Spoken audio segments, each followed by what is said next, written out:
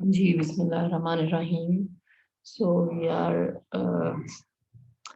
starting with our fourth lecture of international business, and the topic is international economic environment. हमने last class में international culture के बारे में थोड़ा study किया था। उससे पहले हम अभी ग्लोबलाइजेशन और इंटरनेशनल बिजनेस के बारे में थोड़ा बहुत हमने उसके बारे में देखा था। ठीक है, तो अभी हम इन्वायरमेंट्स की बात करने लगे हैं और थोड़ा हम देखेंगे कि इंटरनेशनल इकोनॉमिक स्ट्रक्चर बेसिकली क्या होता है। ठीक है, और थोड़ी हमने इंटरनेशनल ऑर्गेनाइजेशंस को पढ़ना है। अच्छा, मैंने इतना ज़्यादा वो इंटरनेशनल ऑर्गेनाइजेशंस जो हैं वो हमारी ऑलमोस्ट 6 हैं, उनमें मैंने 3 को लिख लिया है और 3 मैंने एज ए असाइनमेंट प्रिपेयर की हुई है इसी लेक्चर में, because it may be probably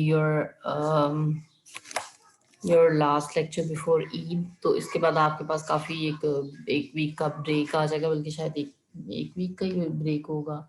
हाँ जी, एक वीक से बल्कि ज़्यादा का ब्रेक होगा। नेक्स्ट लेक्चर के दिनों में हम मतलब ईद होगी, तो आपके पास काफ़ी टाइम होगा, तो आप उन दिनों में आप अपने मतलब लेक्चर्स को दोबारा से देख सकते हैं और असाइनमेंट भी प्रिपेयर कर सकते हैं। This will be your second assignment. चलें जी। So the international economic environment, आपके जो एक्सटर्नल फैक्टर्स होंगे that will be your environment. ठीक है, एंड इकोनॉमिक इन्वायरमेंट जो होता है वो आपके कंट्रोल में बिल्कुल भी नहीं होता। वो that is use to be your outer side. ठीक है, सो मैं अभी स्लाइड से पढ़ रही हूँ क्या होता है। The international economic environment can be described as the global factors that are outside of the control of individual organizations, but that can affect the way that businesses operate. These factors include unemployment rates, inflation rates, and labor costs. Class अपना mic बंद कर लें अगर किसी का on है तो। Actually मैंने थोड़ा सा अपनी साइड पे वॉल्यूम आज इंक्रीज़ किया हुआ है। कल मैं किसी को सुन नहीं सकती थी, तो मैंने आज कहा चले मैं थोड़ा सा वॉल्यूम इंक्रीज़ करके बैठती हूँ, ताकि मैं अगर आप में से किसी का कोई स्टार्टिंग में कोई कंसर्न हो तो मुझे सुन सके, अदरवाइज मैं तो बोल ही रही हूँ। खैर, so economic environment will be the environment which is outside the control of an individual organization। ठीक है, ये आपके कंट्रोल में नहीं होता, ये आउटसाइड द कंट्रोल होता है। फॉर इंस्टेंस, आप अनएम्प्लॉयमेंट को कंट्रोल नहीं कर सकते, वो इकोनॉमिक इन्वायरमेंट में आएगा, वो आपकी उससे बस से बाहर होता है। ठीक है, आप इन्फ्लेशन रेट्स को कंट्रोल नहीं कर सकते, क्योंकि वो भी आपके हाथों में नहीं होता। वो ओवरऑल जो आपकी इकोनॉमी होती है, ओवरऑल जो बिजनेसेस होते हैं वो उनके बल्कि बिजनेसेस के भी हाथों में क्या, वो थोड़ा बहुत कस्टमर्स कंज्यूमर्स के हाथों में भी होता है। ठीक है, और लेबर कॉस्ट्स भी जो होती हैं वो आपके मजदूरों के हाथों में होती हैं, वो बिजनेसेस के भी हाथों में होती हैं, लेबर कॉस्ट्स वगैरह। ठीक है, हमें पता है अनएम्प्लॉयमेंट किस तरह से असर करती है कि ना किसी भी इकोनॉमिक इन्वायरमेंट को। अगर कोई कंट्री जो है वो अच्छा डेवलप हो रहा है और वहाँ पे नए नए प्रोजेक्ट्स लग रहे हैं, तो उन प्रोजेक्ट्स के लगने से क्या होता है कि बाकी लोगों को भी रोजगार मिलता है। ठीक है, लोगों को चाहे वो प्रोजेक्ट किसी भी किस्म का हो, ठीक है, लोगों को रोजगार मिलता है उस इकोनॉमिक एक्टिविटी की वजह से। ठीक है, इकोनॉमिक एक्टिविटी जब भी होगी उसके यूजुअली पॉजिटिव असरात होते हैं। ठीक है, तो इकोनॉमिक एक्टिविटी के होने से क्या होता है कि आपकी एम्प्लॉयमेंट के बढ़ने के चांसेस होते हैं, either that is in your home country, और आपका कोई कंट्री के अंदर कोई अगर कोई और कंट्री डेवलपमेंट्स कर रही है या वहाँ पर फॉरेन डायरेक्ट इन्वेस्टमेंट कर रही है, तो उस सूरत में भी जो होता है आपकी एम्प्लॉयमेंट बढ़ती है और अनएम्प्लॉयमेंट रेट्स जो होते हैं वो थोड़े कम होते हैं। अच्छा, जब आपका एम्प्लॉयमेंट बढ़ेगी तो दैट मीन्स आपका आपकी अर्निंग भी बढ़ेगी, ठीक है। जब अर्निंग बढ़ती है तो उसका मतलब है आपका स्टैंडर्ड ऑफ लिविंग भी बढ़ेगा। जब आपका स्टैंडर्ड ऑफ लिविंग बढ़ेगा दैट मीन्स आप चीज़ें बाय करने की तरफ ज़्यादा आएंगे, ठीक है। चीज़ें वो आपके ऊपर डिपेंड करता है आप किस तरह की चीज़ें, आप लॉन्ग टर्म स्टे करने वाली चीज़ें बाय करते हो। That only depends upon the nature of the consumer ना। तो उससे क्या होगा कि आपका स्टैंडर्ड ऑफ लिविंग बढ़ेगा, आपकी बाइंग पावर बढ़ेगी। आपकी बाइंग पावर बढ़ेगी तो आप चीज़ें खरीदेंगे।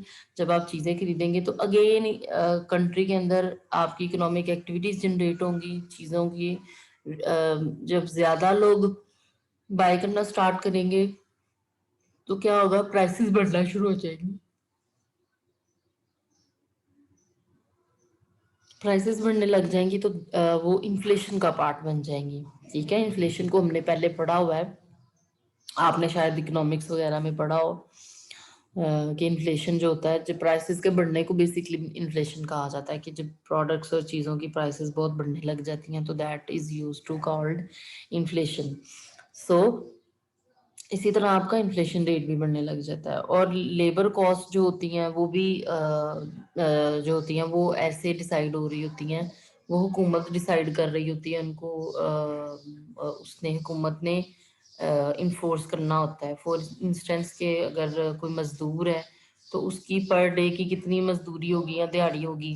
अगर कोई टीचर है तो उसकी सैलरी कितनी होगी, ठीक है। लेकिन यहाँ पर बेसिकली लेबर कॉस्ट की बात हुई है तो लेबर कॉस्ट जो होती है वो वेजेस पे भी काम करती है और वो सैलरीज पे भी काम करती है।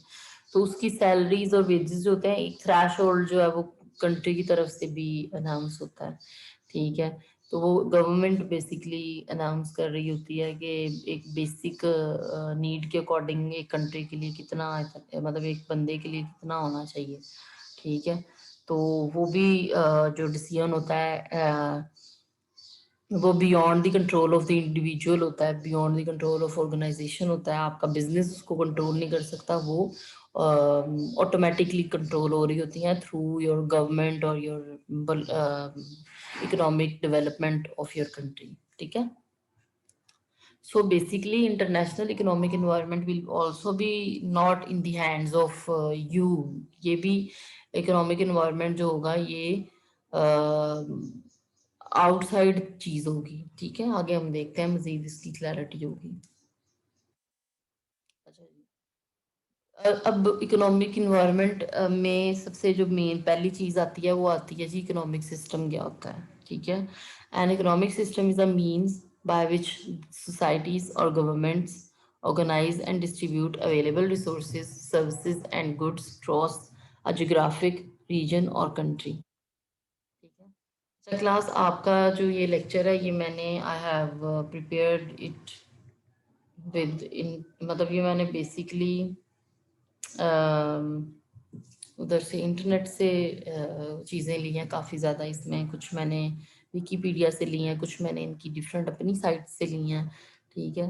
तो मैं आपको साथ साथ बताती भी जाऊंगी कि बेसिकली मैंने मटेरियल वगैरह कहाँ से लिया, आप वहाँ से भी चेक कर सकते हैं। और आप यहाँ से तो चले हैं, यहाँ से तो आपने देखना ही है। तो बताने का मकसद ये होता है कि ये अगर आपने लिखा हुआ है कि भैया ये आपके सोर्सेज हैं जो कि मैं आपको बता रही हूँ वैसे ओरली, तो उससे फिर आपका वो प्लेजरिज्म में नहीं आता, ठीक है। फिर वो आपका उस आपने जब लिख दिया है कि भैया ये मेरा वहां से है, तो आप वैसे भी लेक्चर तो आप उठा ही सकते हैं, लेक्चर की चीजें तो आपने स्टडी करनी ही है, ठीक है। तो मैंने मतलब बुक से भी थोड़ी बहुत हेल्प ली हुई है आपका ये इसको प्रिपेयर करने में, और कुछ साइट से हेल्प ली हुई है, विकिपीडिया से ली हुई है, कुछ एक दो और फाइनेंशियल इकोनॉमिक साइट्स हैं वहाँ से देखा हुआ है, ठीक है। तो अच्छा जी, हम क्या बात कर रहे थे, हम इकोनॉमिक सिस्टम की बात कर रहे थे। An economic system is a means by which societies और governments organize and distribute available resources, services and goods across a geographic region और कंट्री। सो इकोनॉमिक सिस्टम कौन सी है मीन्स है, ये वो वाले मीन्स हैं जहाँ पे सोसाइटीज या गवर्नमेंट जो होती हैं वो ऑर्गेनाइज करती हैं, डिस्ट्रीब्यूट करती हैं रिसोर्सेज को, ठीक है। अब रिसोर्सेज की हम जब भी बात करेंगे इकोनॉमिक्स पॉइंट ऑफ व्यू से या इकोनॉमिक पॉइंट ऑफ व्यू से, इकोनॉमिक सिस्टम के पॉइंट ऑफ व्यू से, तो हमने इकोनॉमिक्स में पढ़ा है। आई एम सपोजिंग कि आपने इकोनॉमिक्स पढ़ी हुई है, आई डोंट नो अब आपने, जाहिर है अब आप 6th सेमेस्टर के स्टूडेंट्स हैं, तो आपने एक तो इकोनॉमिक्स का सब्जेक्ट पढ़ा होगा शायद, और मैक्रो, शायद मैक्रो इकोनॉमिक्स भी पढ़ ली हो, वो एक अलग सब्जेक्ट होता है, ठीक है। तो the thing is resources usually limited होते हैं, हमने ये अपने दिमागों में बातें बिठा लेनी है कि रिसोर्सेज लिमिटेड होते हैं। आप अपने घर पे भी जो रिसोर्सेज यूज करते हो वो भी लिमिटेड होते हैं, वो ये नहीं होता कि आप खुल्लम खुला जितना मर्जी यूज कर सकते हैं, नहीं। अगर किसी घर में 5 kg के हिसाब से मंथली घी लग रहा है, 5 kg के हिसाब से मंथली ऑयल लग रहा है, तो वो लिमिटेड होगा, ठीक है। वो अनलिमिटेड नहीं होगा कि भैया जितना मर्जी तुम यूज करते रहो। हो सकता है कि जो है वो रमज़ान की मुनासबत से थोड़ा सा हाथ खुला हो जाता है, लेकिन फिर भी अवेलेबल रिसोर्सेज जो होते हैं वो क्या होते हैं, वो लिमिटेड होते हैं। अब ये क्या कहता है कि जी, ये कहता है कि इकोनॉमिक सिस्टम वो वाला सिस्टम है जहाँ जिसमें सोसाइटीज और गवर्नमेंट जो है वो ऑर्गेनाइज करती है आपके अवेलेबल रिसोर्सेज को, सर्विसेज को और गुड्स को in your different geographic regions और कंट्रीज, ठीक है। अब ये यहाँ पे वो कहती है कि वो वर्ल्ड वाइडली काम करेगी, वो किसी एक कंट्री के लिए, मतलब किसी एक कंट्री को नहीं कहेंगे वो इकोनॉमिक सिस्टम जो होंगे वो अक्रॉस द ग्लोब आएंगे, वो डिफरेंट कंट्रीज को मिक्स करके हम उसको कहेंगे कि ये एक इकोनॉमिक सिस्टम के अंडर आ रही हैं, ठीक है। Economic systems regulate the factors of production, including land, capital, labor, and physical resources. ठीक है, फैक्टर्स ऑफ प्रोडक्शन भी आपने पढ़ा होगा कि इसके 5 फैक्टर्स ऑफ प्रोडक्शन होते हैं, which includes land, labour, capital and 4 है, बल्कि सॉरी कैपिटल, हाँ 4 है, capital, land, labour and resources, physical resources, ठीक है। N economic system encompasses many institutions, agencies, entities, decision making processes and patterns of consumption that comprise the economic structure of a given community। अच्छा जी, economic system encompasses many institutions, agencies, ठीक है। यहाँ पे इसी चीज को फिर दोबारा देखिएगा, 1 सेकंड दीजिएगा मुझे class, 1 second.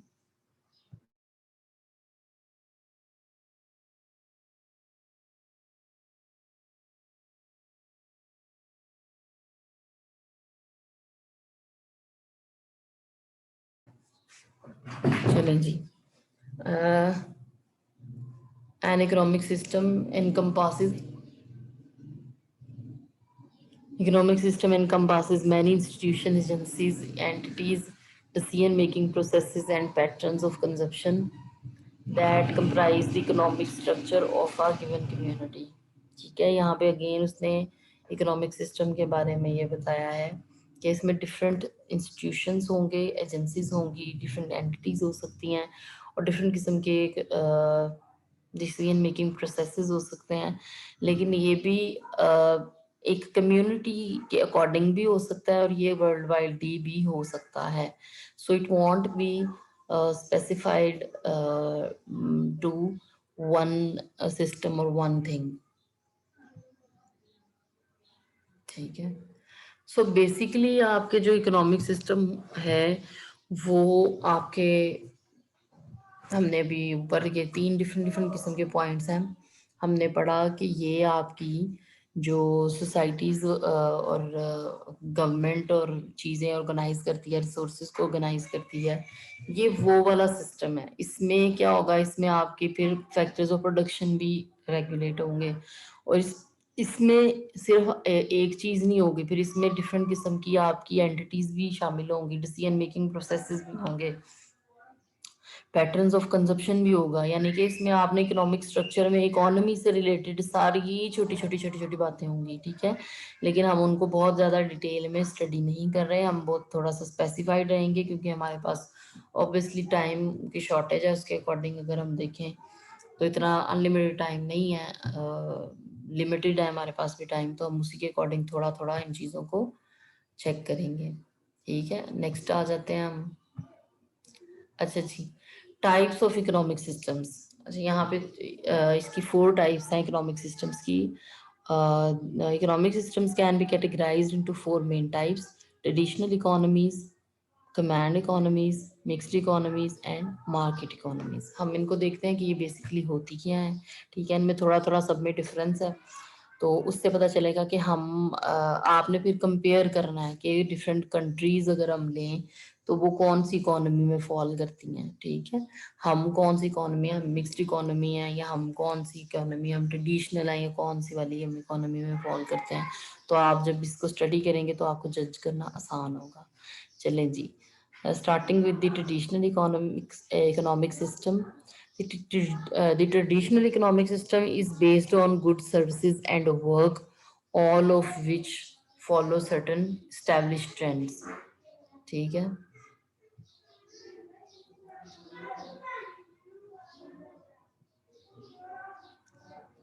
yes, basically strength is too short, मैंने पहले भी। अच्छा क्लास, अपने बाकी फ्रेंड फेलोज को भी कहें कि वो भी आए।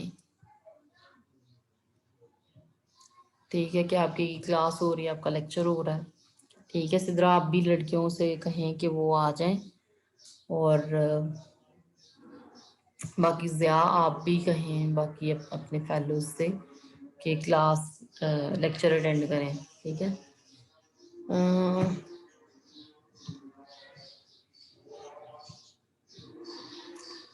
चलें जी, हम ट्रेडिशनल इकोनॉमिक सिस्टम की तरफ आते हैं। The traditional economic system is based on good services and work, all of which follow certain established.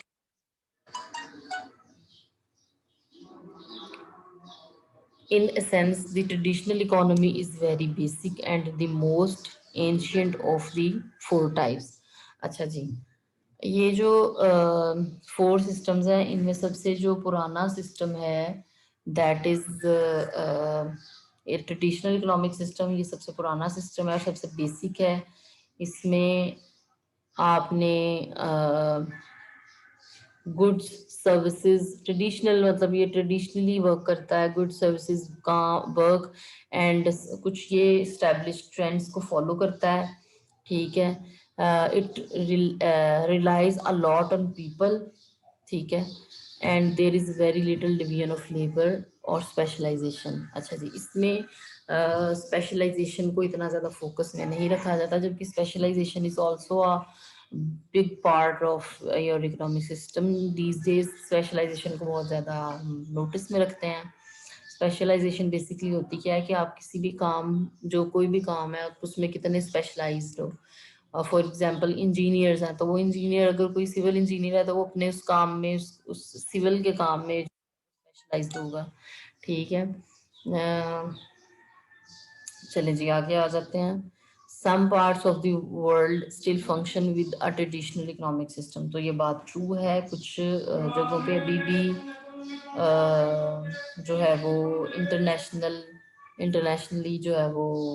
अच्छा क्लास, ये आपको न्यू सेंस जो है वो थोड़ा बीच में क्रिएट हो रहा है, खैर इग्नोर करें।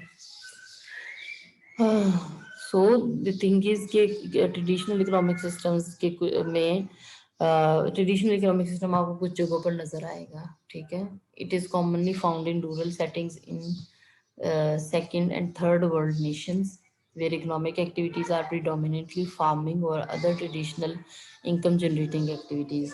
ठीक है, सो अफ्रीका और इस तरह की कंट्रीज जो कि जहाँ पे सेटिंग्स ज़्यादा रूरल होती हैं और ज़्यादा ब्रॉड इकोनॉमिक स्ट्रक्चर नहीं होता, इकोनॉमिक्स एक्टिविटीज़ जो है वो इतनी एक्सटेंसिवली नहीं होती, और जहाँ पर ज़्यादातर फार्मिंग का काम होता है और ट्रेडिशनल तरीके से आप इनकम जनरेट करते हो, ऐसी जगहों पर जो है वो traditional economic system usually rise होता है। ठीक है, there are usually very few resources to share in communities with traditional economic systems. ठीक है, तो इसमें resources बहुत कम होंगे, limited होंगे। हमेशा resources जो होते हैं वो बेहतर होते हैं ऐसी economies में जहाँ पर आपकी और इंडस्ट्रीज के ऊपर भी फोकस किया जा रहा हो। उस सूरत में जो है वो आपका इकोनॉमिक सिस्टम थोड़ा बेहतर होता है, थोड़ा जो है वो इंक्रीज करता है। ठीक है, either few resources occur naturally in the region और access to them is restricted in some way. ठीक है, कुछ रिसोर्सेज आपके नेचुरली जो होंगे वो अवेलेबल होंगे, लेकिन बहुत ज़्यादा नहीं होंगे, वो लिमिटेड होंगे, और कुछ रिस्ट्रिक्टेड भी होंगे। ठीक है, thus the traditional system unlike the other three lack the potential to generate a surplus। सो इस सिस्टम के अंडर बहुत ज़्यादा प्रॉफिट्स और मुनाफे वगैरह नहीं होते, इसमें इकोनॉमीज बहुत ज़्यादा स्ट्रॉन्ग नहीं होती, और ये इस सिस्टम के अंडर इकोनॉमीज जो होती हैं वो थोड़ी वीक होती हैं। ठीक है, अच्छा, अब हमारा जो सिस्टम है ये ये ट्रेडिशनल इकोनॉमिक सिस्टम के अंडर हम देख रहे हैं कि इतना ज़्यादा फॉल नहीं करता, लेकिन अब हम आगे जब पढ़ेंगे तो तब आपको ज़्यादा क्लियर होगा कि कहाँ पर फॉल करता है, कहाँ पर नहीं फॉल करता। ठीक है, मेरा मतलब पाकिस्तानी जो सिस्टम है मैं उसकी बात कर रही हूँ। ठीक है, nevertheless precisely because of its primitive nature, the traditional economic system is highly sustainable. In addition, due to its small output, there is very little wastage compared to other three systems। so इसमें जब इतनी ज़्यादा production ही नहीं हो रही, इतनी ज़्यादा यहाँ पर जो है वो अनलिमिटेड चीज़ें ही नहीं है, ज़्यादा रिसोर्सेज नहीं है, तो ऑब्वियसली फिर आपकी जो वेस्टेज होगी वो भी थोड़ी कम ही होगी, वो भी इतनी ज़्यादा नहीं होगी। ठीक है, आगे आ जाते हैं जी। हमारे पास सेकंड हमारे पास जो सिस्टम है that is command economic system. In a command economic system there is a dominant centralised authority. ठीक है, अब यहाँ पर क्या है कि यहाँ पे जो अथॉरिटी होगी वो सेंट्रलाइज्ड होगी, मींस आपके जो ज्यादा डिसीजंस होंगे वो आपकी गवर्नमेंट के पास होंगे, ये यहाँ पर कोई शाही निज़ाम होगा। ठीक है, usually the government that controls a significant portion of the economic structure, also known as planned system. इसको आप प्लान्ड सिस्टम भी कहते हैं। ठीक है, the command economic system is common in communist societies since production decisions are the preserve of the government. अच्छा class, I don't know आपने sociology वगैरह पढ़ी हुई है या नहीं पढ़ी हुई, उसमें डिफरेंट स्कूल ऑफ थॉट्स वगैरह भी पढ़ाए जाते हैं, डिफरेंट इकोनॉमीज के बारे में भी पढ़ाया जाता है कि आपकी जो है वो कम्युनिटी मैम इकोनॉमी स्कूल है। ऑफ थॉट्स पढ़े हैं हमने तो अच्छा सोशियोलॉजी में। अच्छा अच्छा, चले। कैपिटलिस्ट इकोनॉमी होती है आपकी, सोशलिस्ट इकोनॉमी होती है आपकी, जो होती है इकोनॉमी कम्युनिस्ट इकोनॉमी होती है। ठीक है, तो इस तरह ये इकोनॉमी की डिफरेंट डिफरेंट किस्म की जो होती हैं वो थोड़ी सी टाइप्स होती हैं, आप उनको एक दफ़ा से देख लीजिएगा, आपकी थोड़ी सी डिवीजन भी हो जाएगी, और वो भी आपको इकोनॉमिक स्ट्रक्चर्स को और इकोनॉमिक सिस्टम्स को अंडरस्टैंड करने में हेल्प करेंगी। बेसिकली तो हमारे पास फोर ही टाइप्स हैं, फोर ही सिस्टम्स हैं, सिस्टम टाइप्स हैं, लेकिन इसके साथ हमें इन इकोनॉमीज को भी इन सोसाइटीज को भी स्टडी करना पड़ता है। ठीक है, if an economy enjoys access to many resources, chances are that it may lean towards a command economic system। ठीक है, जहाँ पर बहुत ज़्यादा रिसोर्सेज होंगे और सेंट्रलाइज्ड अथॉरिटी होगी। ठीक है, तो वो जो होगी वो कमांड इकोनॉमिक सिस्टम की तरफ चली जाएगी economy. In such a case the government comes in and exercise control over the resources. So अगर मेरी इस कंट्री के अंदर कोई चीज़ पैदा हो रही है तो गवर्नमेंट के अंडर होगा। लाइक अगर मैं अपने घर में या अपने बागों में मैं कोई सब्जियां लगा रही हूँ, या मैं कोई खेती कर रही हूँ, या मैं कोई मेरे पास कोई फैक्ट्री है और मैं कोई पुर्जे बना रही हूँ, या मैं कोई भी इस तरह का काम कर रही हूँ, तो उसका बेसिकली कंट्रोल किसके पास होगा? कमांड इकोनॉमिक सिस्टम में उसका कंट्रोल गवर्नमेंट के पास होगा। गवर्नमेंट मुझे उसको उसको जो है वो पे करेगी, और गवर्नमेंट जो होगी वो अपना उसके ऊपर जो होगा वो चार्ज रखेगी सारा कुछ। ठीक है, तो लेकिन रिसोर्सेज आपके पास जो होंगे वो ज़्यादा होंगे, चांसेस जो होंगे वो फिर बढ़ जाते हैं कि आपका ये कमांड इकोनॉमिक स्ट्रक्चर जा रहा है। Ideally centralised control covers valuable resources such as gold और ऑयल। अच्छा जी, अब यहाँ पे भी ऐसा ही है, पाकिस्तान में भी ऐसा ही है कि अगर किसी की, अब ये तो नहीं होता कि किसी के घर से ही गोल्ड निकल आया या किसी की जमीन की खुदाई हुई और गोल्ड निकल आया। बेसिकली कान होती है इसकी भी, सोने की कानें होती हैं, माइंस होती हैं जहाँ से गोल्ड निकलता है। ठीक है। तो अगर कोई ऐसी जगह हो जहाँ से गोल्ड निकलता है, कोई पहाड़ी इलाका है जहाँ से जो कि गोल्ड रखता है, या कोई कहीं से ऑयल निकल आता है या कहीं से गैस निकल आती है, तो हमें ये पता है, हमें ये अंडरस्टैंडिंग ऑलरेडी डेवलप्ड है कि वो हुकूमत के पास होता है, वो हुकूमत ले लेती है उसका चार्ज। ठीक है, वो आपको पे जरूर करती है, लेकिन उसकी जो अब आप क्वांटिफाई तो नहीं कर सकते ना कि आपके घर के नीचे, या आप कहीं से खुदाई कर रहे थे घर के नीचे, तो खैर नहीं हम कह सकते। ऑयल वगैरह और ये सारी चीजें आपको पहाड़ी इलाके में ही मिलती हैं। ठीक है, तो पहाड़ों पे तो इस तरह से जो ड्राई एरियाज होते हैं वहां पे उस तरह से घर तो नहीं होता, जाहिर है थोड़ा सा दूर दराज ही होता है। तो फिर भी अगर आपका इस तरह का एरिया है जहाँ से कबायली इलाका है या एरिया है, तो ऐसी जगहों पर जो है वो हुकूमत का हक होता है, हुकूमत का इख्तियार होता है। ठीक है, ये बात आप हमने हमेशा हमेशा के लिए याद रखनी है कि जो इस तरह की प्लेसेस होती हैं उसके ऊपर जो होता है वो रेगुलेशन हुकूमत की होती है, हुकूमत उनको रेगुलेट कर रही होती है। इसी तरह वो सेंट्रलाइज्ड कंट्रोल भी फिर उन जगहों पर सेंट्रलाइज्ड हो जाता है। सेंट्रलाइज्ड का मतलब यही होता है कि आपकी अथॉरिटी एक जगह से होके आ रही है, आपकी डिसीजन मेकिंग करने वाले आप खुद नहीं है, आपकी जो बड़े बड़े इस तरह के इकोनॉमिक सिस्टम्स को कंट्रोल करने वाले हैं वो आपकी इकोनॉमी के कुछ पर्संस हैं, कोई गवर्नमेंट है, कोई शाही खानदान है जो कि उसको सारे को कंट्रोल करता है। The people regulate other less important sectors of the economy such as agriculture। वो कहता है कि जो कमांड इकोनॉमिक सिस्टम है इसके अंदर सेंट्रलाइज्ड होगी अथॉरिटी, रिसोर्सेज ज्यादा होंगे।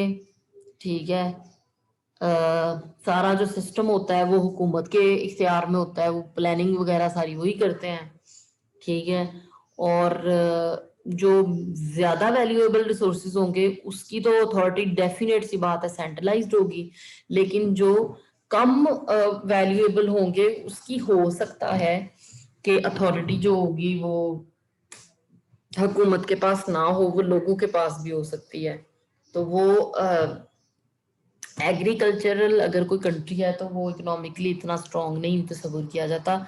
हमेशा वो कंट्री जो है वो इकोनॉमिकली स्ट्रांग तस्वुर किया जाता है जो कि इंडस्ट्रीज को बढ़ाता है, जहाँ पर डिफरेंट किस्म की इंडस्ट्रीज होती हैं, इकोनॉमिक एक्टिविटीज जनरेट होती हैं, आपका एक्सपोर्ट सिस्टम स्ट्रांग होता है। जाहिर है आप एक्सपोर्ट तो तब भी करेंगे ना जब आपके पास इंडस्ट्रीज होंगी, जब आपके पास आप कोई चीजें प्रोड्यूस कर रहे हैं और आप उसको ही बेच रहे हैं।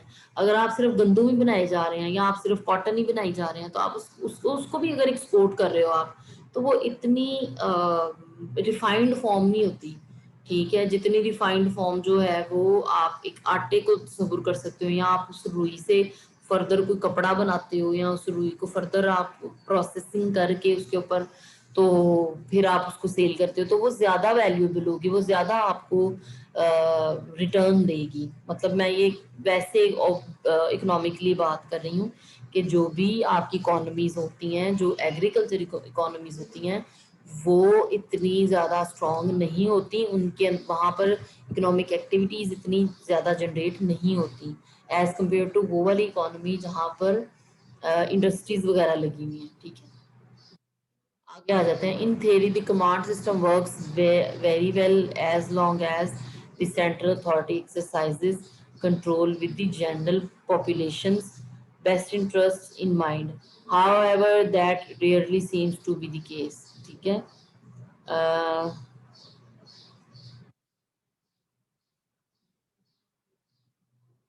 अच्छा हाशिम, आप बाकी भी लोगों को कहें, अभी भी आप लोग बहुत कम लोग हो। बाकी लोग कल बल्कि थोड़े ज़्यादा बच्चे थे, हम 13-14 के करीब तो थे कल हम। तो आज आप बाकी में वो थोड़ी है आज स्ट्रेंथ मानते हैं भाई कि हाँ, आपका लेक्चर बिल्कुल वेरी फर्स्ट लेक्चर है, सोते हैं और नींद नहीं खुलती। तो हमारे साथ भी है, हम भी सैरी करके सोते हैं और जाहिर है हमें भी उठना पड़ता है, और सारा सिस्टम क्योंकि रमजान में थोड़ा सा सिस्टम डिफरेंट हो जाता है। आप सुबह को आपकी कोशिश होती है कि आप थोड़ा लेट तक सोएं, क्योंकि आप सैरी करके कुछ लोग सोते हैं, कुछ लोग अगर बीच में भी 1 घंटा सोते हैं तो नंबर ऑफ आवर्स उतने ज्यादा कंप्लीट नहीं होते नींद के, ठीक है, जितने नॉर्मली होते हैं। ठीक है, आगे आ जाते हैं जी। Commanding economies are rigid compare to other systems. ठीक है, they react slowly to change because power is centralized that ma'am make them mic बंद कर ले, vulnerable to economic crisis or emergencies as they cannot quickly adjust to changing conditions. Ma'am कोई बात है? Hello ma'am. जी जी मैं सुन रही हूँ, बताइए। हेलो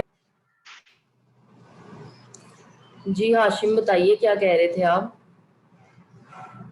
मैम अब्दुल्ला का इंटरनेट का इशू आ रहा है, उसने उसका सिंपल मैसेज आया है कि इंटरनेट नहीं चल रहा, मुझसे लॉगिन नहीं हो रहा। नसीब आ गया है, जिया भी आ गया है, बाकी किसी का नहीं पता। अच्छा, चलें। कल भी जो है वो, आप तो खैर लास्ट मिनट पे ही आए थे, बाकी लोग तो थे।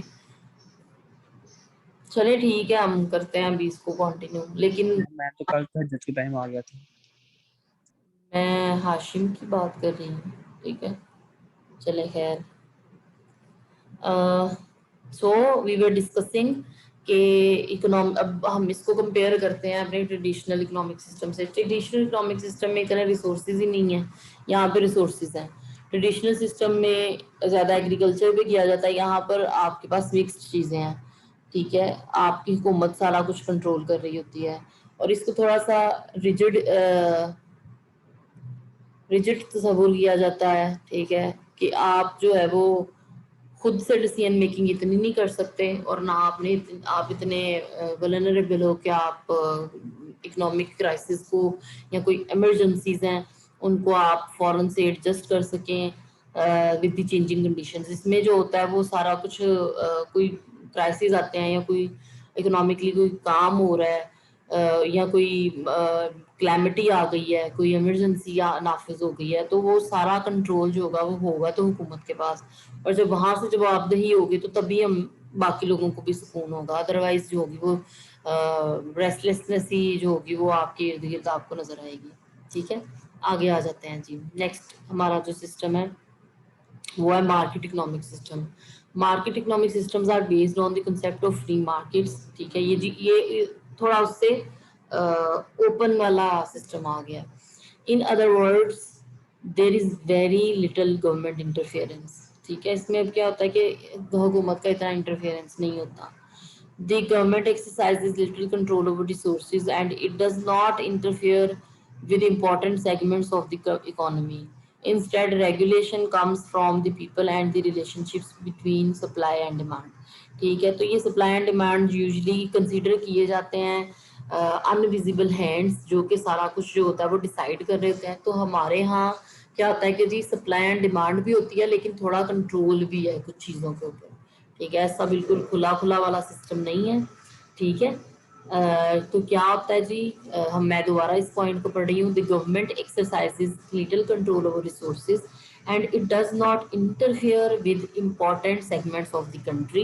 Instead, regulation comes from the people and the relationship between supply and demand. आगे आ जाते हैं। The market economic system is mostly theoretical.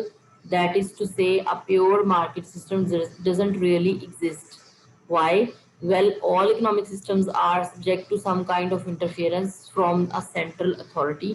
For instance, most governments enact laws that regulate fair trade and monopolies. तो ये बात सच है कि जो बिल्कुल ही फेयर और बिल्कुल ही फ्री मार्केट्स आपको कहीं पे नजर नहीं आती, अगर आप वर्ल्ड वाइडली भी देखते हो इन चीज़ों को। ठीक है,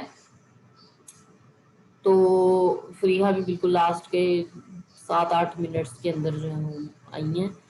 तो दिस इज़ वेरी रॉन्ग। अगर आप इतने कम टाइम के लिए आते हैं तो वैसे तो टेक्निकली आपकी अटेंडेंस लगनी नहीं बनती, लेकिन मैं आपको, क्योंकि आप लोगों का कौन सा ये वेरी फर्स्ट एक्सपीरियंस है, आपको तो 3 सेमेस्टर हो गए हैं, आपका ऑनलाइन सिस्टम चल रहा है, तो आपको थोड़ा सा अवेयर होना चाहिए इस चीज़ को लेके। खैर एनीवेज, अगर तो मोनोपलीज है, मोनोपली क्या होता है आपने ये भी इकोनॉमिक्स में पढ़ा होगा। मोनोपलीज वो वाली इंडस्ट्रीज होती हैं या वो वाली ये क्या कहते हैं होती हैं जो कि जिन्होंने ओवरकम किया होता है, जो कि एक ही होंगी, यानी कि आपके साथ और कोई खड़ा नहीं हो सकता आपकी रेस में। फॉर एग्जांपल अगर वापडा है तो वापडा को हम मोनोपोलिस्ट जो है वो कंसीडर करते हैं, क्योंकि वापडा के अलावा बेसिकली कोई और जो है इदारा, कोई और इंस्टीट्यूशन उतनी या उस तरह से आपको इलेक्ट्रिसिटी प्रोवाइड नहीं कर रहा, मतलब जो इलेक्ट्रिसिटी हम यूज करते हैं ये वाली। वैसे अगर लोगों ने जैसे अपने अपने घरों में सिस्टम्स लगाए हुए हैं डिफरेंट किस्म के, तो वो तो अलग हैं ही, लेकिन इसमें आपको क्या नजर आएगा कि यहाँ पर हमने कह तो दिया कि भैया ये फ्री मार्केट है, यहाँ पे कोई इतना इंटरफेरेंस नहीं होगी, यहाँ पे कम रिसोर्सेज के ऊपर कंट्रोल होगा, रेगुलेशन होगी, जो सारा कुछ होगा वो सप्लाई और डिमांड के तौर पे होगा, यानी जितनी ज़्यादा आप सप्लाई करेंगे उतनी ज़्यादा प्राइसेस कम होंगी, और जितनी ज़्यादा डिमांड होगी किसी चीज़ की उतनी ज़्यादा प्राइसेस बढ़ती जाएंगी। ये वाला कंसेप्ट आप लोगों ने आई एम कंसीडरिंग कि आपने पढ़ा हुआ, इसलिए मैंने इसको इतना ज़्यादा एक्सप्लेन नहीं कर रही। सप्लाई एंड डिमांड का कॉन्सेप्ट क्या है, अगेन मैं इसको दोबारा से 2 लाइनों में बता रही हूँ, इसको सुनिएगा। सप्लाई जितनी ज़्यादा होगी, यानी कि आप प्रोडक्शन करके जितनी ज़्यादा कोई चीज़ सप्लाई कर रहे हो उतनी कम, मतलब ज़्यादा सप्लाई है तो आपकी प्राइसेस कम होंगी, और अगर ज़्यादा डिमांड है तो आपकी प्राइसेस ज़्यादा होंगी। तो ये बेसिकली इसका आपस में जो होता है वो क्रॉस सेक्शनल सा एक रिलेशनशिप बनता है, ठीक है। नेगेटिव रिलेशनशिप होता है इन दोनों का आपस में, ठीक है, दोनों ऑपोजिट डायरेक्शंस में बढ़ते हैं, लेकिन इसका जो लिंक होता है वो प्राइस के साथ कंपेयर किया जाता है। तो जब सप्लाई एंड डिमांड के हैंड्स में सारा कुछ हो तो उसको समझा जाता है कि ये एक ओपन मार्केट है, ये एक फ्री मार्केट है। लेकिन वो क्या कहता है, वो कहता है कि भैया इतनी ज़्यादा थ्योरेटिकल उसमें जब आप थ्योरेटिकली आप स्टडी करते हो ना चीज़ों को, तो इतना ज़्यादा प्योर इकोनॉमिक सिस्टम आपको कहीं पे भी नज़र नहीं आएगा। आप कहीं ना कहीं हर सिस्टम के अंदर गवर्नमेंट इन्फ्लुएंस ज़रूर नज़र आएगा, और गवर्नमेंट इन्फ्लुएंस करती है, सेंट्रलाइज्ड होती हैं अथॉरिटीज़ जो कि चीज़ों को रेगुलेट कर रही होती हैं, कोई ना कोई काम को रेगुलेट कर रही होती हैं। हम अपने केस में ही ले लें, हमारी कुछ बातें जो है वो कमांड इकोनॉमिक सिस्टम में आएंगी, कुछ मार्केट इकोनॉमिक सिस्टम में आएंगी, कुछ हम मिक्स्ड इकोनॉमीज में भी आएंगे। आगे आ जाते हैं जी, हमारा जो नेक्स्ट पॉइंट है। टाइम ही इतना थोड़ा रह गया, बहुत सारा जो है वो शायद ना ही पढ़ पाए, लेकिन चल मैम क्या कह रहा है समझ नहीं आ रही। सॉरी, क्या कह रहा है, समझ नहीं जिया आ मैम रही। को बताओ, जिया मैम को या बताओ क्या कह रहे आप शुरू से लेक्चर लें नेक्स्ट टाइम से, तो आपको समझ भी आने शुरू हो जाएगी। हम बेसिकली इकोनॉमिक सिस्टम्स पढ़ रहे हैं, ठीक है, कि इकोनॉमिक सिस्टम्स क्या होते हैं। तो economic systems, international economic systems होते हैं वो किसी भी कंट्री के या किसी भी रीजन के कंट्रोल में नहीं होते, ठीक है। वो आपका आउटर साइड कह लो या आपकी जो है वो इंटरनल सिस्टम नहीं होता, वो एक्सटर्नल सिस्टम होता है, ठीक है। उसमें आपके फैक्टर्स ऑफ प्रोडक्शन इंक्लूडेड होंगे, उसमें आपके रिसोर्सेज इंक्लूडेड होंगे, उसमें डिफरेंट इकोनॉमीज इंक्लूडेड होती हैं, कोई एक कंट्री या कोई एक सिस्टम नहीं होता, ठीक है। ये ग्लोबली हम इसके ऊपर भी बात कर रहे हैं, ठीक है। तो मैं ये सपोज करके इतना ज़्यादा इन चीज़ों को वो प्रेस नहीं कर रही कि आपने थोड़ा बहुत इन चीज़ों को इकोनॉमिक्स में भी इन चीज़ों को अंडरस्टैंड की होंगी बातें, तो इस वजह से बाकी जो है वो हम इन बातों को तो पढ़ ही रहे हैं। और आप स्टार्ट से ही लेक्चर लिया करें, आप बीच में आएंगे तो फिर आपको कहाँ समझ आएगी फिर सही से। स्टार्ट से कोशिश करें लेक्चर लें, ताकि एक फ्लो बना होता है, एक टेम्पो बना होता है, उसमें फिर चीज़ें थोड़ी सी बेहतर हो जाती हैं। अच्छा, आगे हमने 4 किस्म के हम इकोनॉमिक सिस्टम्स पढ़ रहे हैं, वो उसमें एक हमने जो पढ़ लिया वो ट्रेडिशनल इकोनॉमिक सिस्टम था, अगला हमने जो पढ़ा वो था कमांड इकोनॉमिक सिस्टम, और अभी हम थर्ड पढ़ रहे हैं मार्केट इकोनॉमिक सिस्टम। इसके बाद एक और भी होगा मिक्स्ड इकोनॉमिक सिस्टम। अच्छा, इन चारों के डिफरेंट डिफरेंट जो है वो एस्पेक्ट्स हैं। ट्रेडिशनल में या इसमें कमांड में जो है वो थोड़ी अथॉरिटी सेंट्रलाइज्ड होती है, यानी कि हुकूमत की तरफ से फैसले हो रहे होते हैं। रिसोर्सेज जो होंगे वो ट्रेडिशनल में लिमिटेड होंगे, उसमें ज़्यादा एग्रीकल्चर का पार्ट होगा। जब एग्रीकल्चर का पार्ट होगा तो वो बहुत ज़्यादा एक्सपोर्ट्स में वो वाला कंट्री शामिल नहीं होगा, वो वाली इकोनॉमी शामिल नहीं होगी। लेकिन कमांड इकोनॉमिक सिस्टम में क्या होता है, इसमें आपकी सेंट्रलाइज्ड यानी कि हुकूमत आपके फैसले और सारा वो कर रही होती है, ठीक है। और जो मार्केट इकोनॉमिक सिस्टम है ये थोड़ा फ्री कंसीडर किया जाता है, लेकिन वो ये कहता है कि आपका कोई भी सिस्टम जो होता है वो इतना ज्यादा फ्री और प्योर नहीं नजर आएगा आपको इन रियल सेटिंग्स। आपको कहीं ना कहीं पे गवर्नमेंट का इन्फ्लुएंस जरूर नजर आएगा। फॉर एग्जाम्पल, मैंने एग्जाम्पल भी दी बीच में कि जैसे कि अगर कहीं पे ऑयल निकल आया या कहीं पे गोल्ड निकल आया, कहीं पे कोई गैस निकल आई है, किसी के घर की खुदाई अगर हो रही थी या कुछ इस तरह हो रहा था, तो अगर गैस निकल आई है उस जमीन से या ऑयल निकल आया है, ठीक है, यूजुअली पथरीले इलाकों में होता है ये चीज। अगर मतलब हमारा तो स्ट्रेट जो है वो एरिया है, तो यहाँ पर तो नहीं इतना होता। अच्छा, क्लास बहुत थोड़ा सा टाइम रह गया और हम अपनी सारी स्लाइड्स भी नहीं पढ़ पाए। खैर एनीवेज, मैंने आपको इस लेक्चर के एंड पे ना थोड़ा सा असाइनमेंट भी दिया हुआ था। अब वो तो जाहिर है नहीं उस तरह से हो पाएगा, लेकिन आपकी जो फर्स्ट असाइनमेंट आप उसको अच्छी से कीजिएगा। हम अपनी सेकेंड असाइनमेंट जो होगी वो फिर आप अगर पढ़ना चाहते हैं तो इसको पढ़ लीजिएगा, बाकी कंपल्जन नहीं है आपके ऊपर कि आपने वो सेकंड असाइनमेंट प्रिपेयर करके ही आनी है। आप उसको प्रिपेयर करना चाहते हैं तो कर लें, अदरवाइज उसके भी मैं एक डेडलाइन बाद में ही दूंगी, अब अभी नहीं दूंगी। जब हम पढ़ेंगे वो तो तब भी मैं आपको उसकी डेडलाइन दूंगी। हमें असाइनमेंट कौन सी है? हमने एक डिफरेंट ऑर्गेनाइजेशंस को पढ़ना है, जैसे कि वर्ल्ड क्या कहते हैं, वर्ल्ड ट्रेड ऑर्गेनाइजेशन है WTO, IMF है, आपने सुना होगा उसमें न्यूज़ वगैरह में, इंटरनेशनल मॉनेटरी फंड है, इसमें आपने इकोनॉमिक्स में पढ़ा